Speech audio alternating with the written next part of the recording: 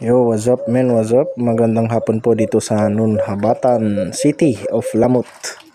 So, installation po ng piso wifi with metal cage kay Ma'am Julia. Hi po, Ma'am. Hi. So, installation namin. Grabe yung sikat ng araw, talagang matindi. So, ito po yung area niya, harap po ng St. Peter Apostle Chapel. So, sa taas lang ng 14 sub Special Action Battalion.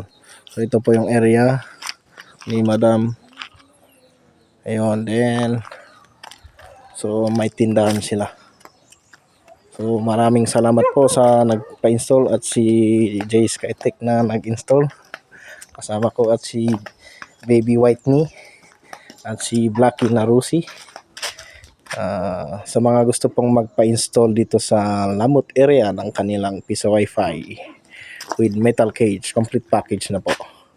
So maraming salamat po and good day and God bless.